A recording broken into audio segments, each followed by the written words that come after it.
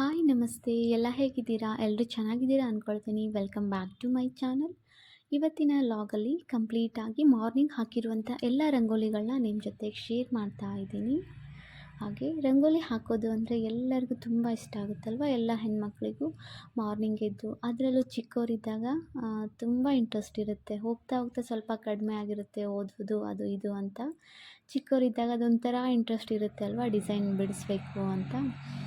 ಹೋಗ್ತಾ ಹೋಗ್ತಾ ಸ್ವಲ್ಪ ಕಡಿಮೆ ಆಗಿರುತ್ತೆ. ಬಟ್ ಆಮೇಲೆ ಆಮೇಲೆ ಆಮೇಲೆ ಮತ್ತೆ ಇದು ಹಾಕಲೇಬೇಕಾಗುತ್ತೆ. ಕೆಲವೊಬ್ಬರಿಗೆ ಇಂಟ್ರೆಸ್ಟ್ ಇರಲ್ಲ, ಬಟ್ ಹಾಕಬೇಕಿರುತ್ತೆ. ಕೆಲವೊಬ್ಬರಿಗೆ ತುಂಬ ಇಂಟ್ರೆಸ್ಟ್ ಇರುತ್ತೆ.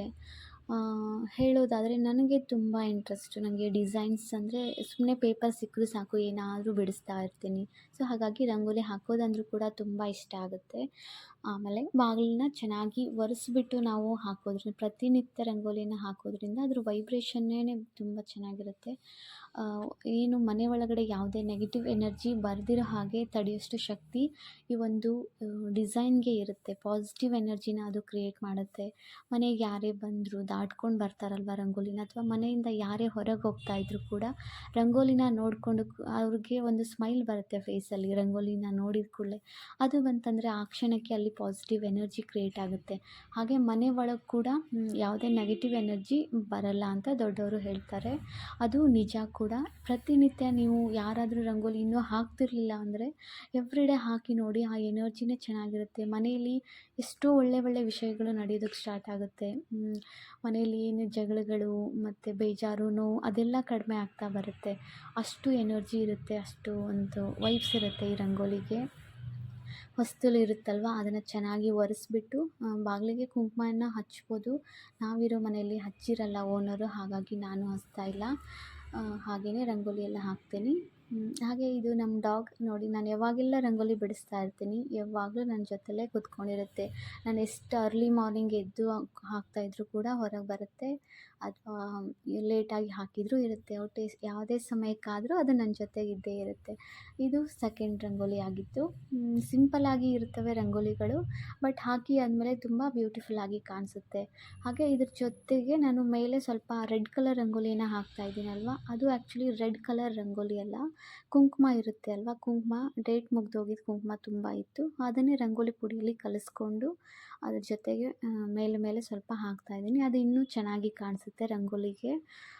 ಆ್ಯಕ್ಚುಲಿ ಅದು ಸ್ವಲ್ಪ ನೀರು ಬಿದ್ದುಬಿಟ್ಟಿದೆ ಒಂದು ಡ್ರಾಪು ರಂಗೋಲಿಗೆ, ಅದಕ್ಕೆ ಸ್ವಲ್ಪ ಮೆತ್ತಗಾಗಿದೆ. ಹಾಗಾಗಿ ನೀಟಾಗಿ ಹಾಕೋದಕ್ಕೆ ಬರಲಿಲ್ಲ ಅದು ರೆಡ್ ಕಲರ್ದು.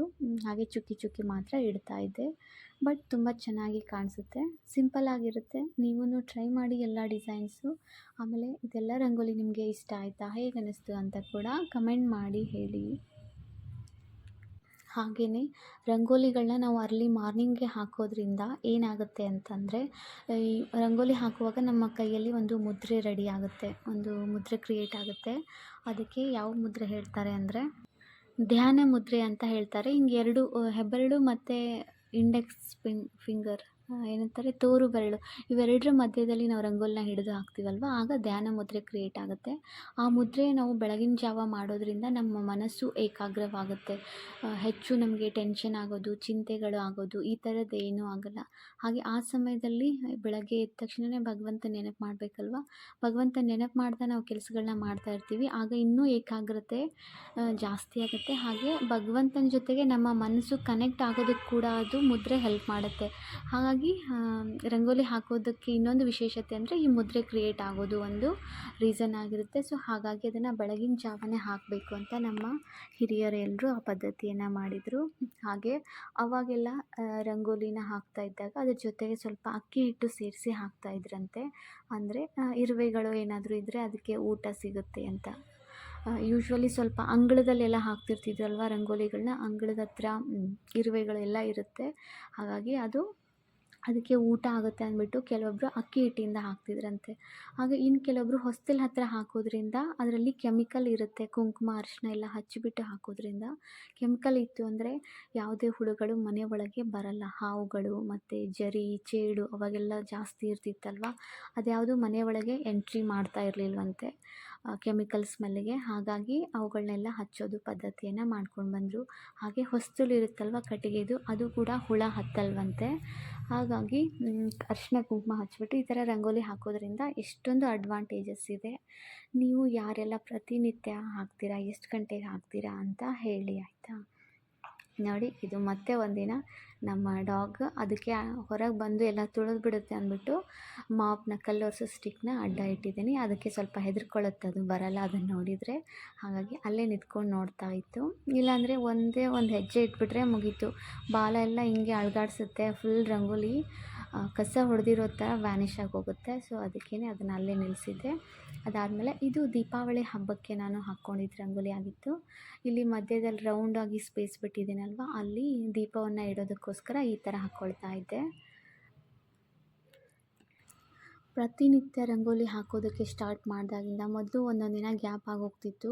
ನಮ್ಮ ನಾಯಿ ಮರಿ ಬಂದಿದ್ದರಿಂದ ಹಿಂಗೆ ಹಾಕಿಬಿಡ್ತಿದ್ದೆ, ಹಾಕಿ ಬಂದಿರ್ತಿದ್ದೆ. ಅದನ್ನ ಸ್ವಲ್ಪ ಹೊರಗೆ ಕಳಿಸಿದ ತಕ್ಷಣ ಸಣ್ಣ ಮರಿ ಇದ್ದಾಗ ಗೊತ್ತಾಗ್ತಿರಲಿಲ್ಲ, ತಿಂದುಬಿಡ್ತಿತ್ತು, ಇಲ್ಲ ಅಂದರೆ ಅಳ್ಕಿಸ್ಬಿಡ್ತಿತ್ತು, ಎಲ್ಲನೂ ಹಾಳು ಮಾಡ್ತಿತ್ತು. ಹಾಗಾಗಿ ರಂಗೋಲಿನ ಹಾಕ್ತಾ ಇರಲಿಲ್ಲ.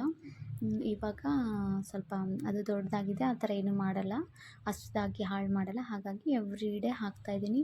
ಯಾವಾಗೆಲ್ಲ ರಂಗೋಲಿಯನ್ನು ಕಂಟಿನ್ಯೂಸ್ ಆಗಿ ಹಾಕೋದಕ್ಕೆ ಸ್ಟಾರ್ಟ್ ಮಾಡಿದೆ ಆವಾಗ ಎಷ್ಟು ಚೆನ್ನಾಗಿ ಅನಿಸುತ್ತೆ ಗೊತ್ತಾ. ಮನೇಲಿ ಕೂಡ ಒಂಥರ ವೈಬ್ರೇಷನ್ ಚೆನ್ನಾಗಿರುತ್ತೆ.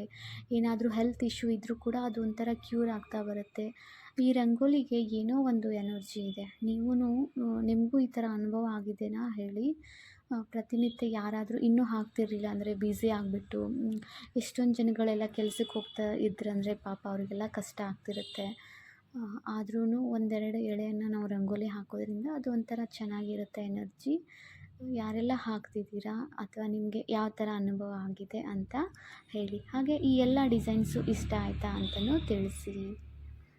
ಇಷ್ಟೇ ಸಿಂಪಲ್ ಆಗಿತ್ತು ಇವತ್ತಿನ ಲಾಗ್. ಇನ್ನು ಮತ್ತೆ ಹಾಕಿರೋ ಡಿಸೈನ್ಸ್ನೆಲ್ಲ ನಿಮ್ಮ ಜೊತೆ ಶೇರ್ ಮಾಡ್ಕೊಳ್ತೀನಿ ಮುಂದಿನ ಲಾಗ್ಸಲ್ಲಿ. Okay, thank you friends. Thanks for watching my video.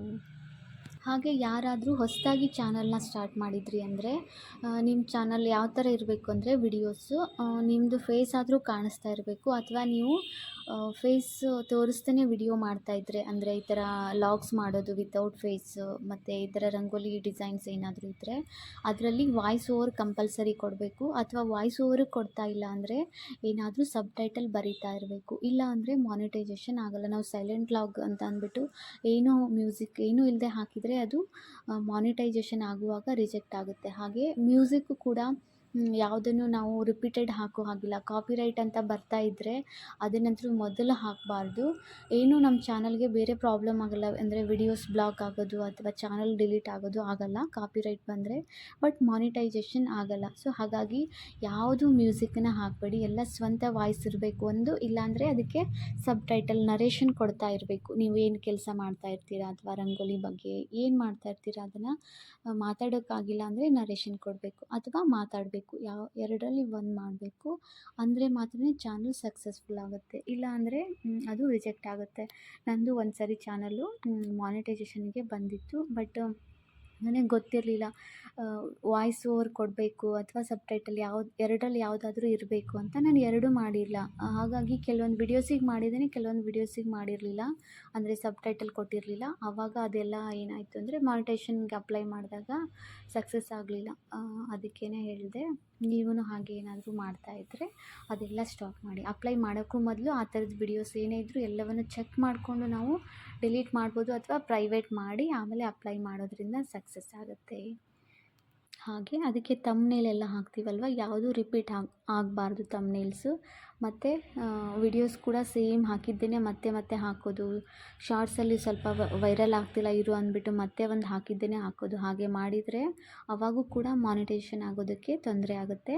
2 ಸರಿ ಹಾಕಿದರೂ ಕೂಡ ಅದನ್ನು ಮತ್ತೆ ಡಿಲೀಟ್ ಮಾಡಿ ಯಾವುದು ವ್ಯೂಸ್ ಜಾಸ್ತಿ ಇರುತ್ತೆ ಅದು ಒಂದನ್ನೇ ಬಿಟ್ಟರೆ ಏನೂ ತೊಂದರೆ ಇಲ್ಲ. ಅಪ್ಲೈ ಮಾಡುವಾಗ ಆ ಥರ ಡಬಲ್ ವಿಡಿಯೋಸ್ ಇದ್ದರೆ ಅದೆಲ್ಲವನ್ನು ಡಿಲೀಟ್ ಮಾಡಿಬಿಟ್ಟು ಅಪ್ಲೈ ಮಾಡಿದರೆ ಏನೂ ತೊಂದರೆ ಆಗೋಲ್ಲ. ನಾನು ಅಷ್ಟು ಸರಿಯಾಗಿ ಗೊತ್ತಿರಲಿಲ್ಲ, ಸೊ ಹಾಗಾಗಿ ನನ್ನ ಮಾನಿಟೈಸೇಷನ್ ಎಲ್ಲ ರಿಜೆಕ್ಟ್ ಆಯಿತು. ಈಗ ನೆಕ್ಸ್ಟ್ ಬಂದಾಗ ಯಾವ ಥರ ಇರುತ್ತೆ ಅಂತ ನಿಮ್ಮ ಜೊತೆ ಶೇರ್ ಮಾಡ್ಕೊಳ್ತೀನಿ. ಇಷ್ಟ ಆಗಿತ್ತು ಕಂಪ್ಲೀಟಾಗಿ ನನ್ನ ಇವತ್ತಿನ ಲಾಗ್. Thank you friends. ಇದು ಶಾರ್ಟ್ಸ್ ವಿಡಿಯೋಗೆ ಮಾಡ್ಕೊಂಡಿದ್ದು ರಂಗೋಲಿ ಆಗಿತ್ತು, ಹಾಗಾಗಿ ಫುಲ್ ವಿಡಿಯೋ ಬಂದಿಲ್ಲ, ಅದು ಕ್ಲಾರಿಟಿ ಇರಲಿಲ್ಲ. ಚಿಕ್ಕದಾಗಿ ಕಾಣಿಸ್ತಾ ಇತ್ತು.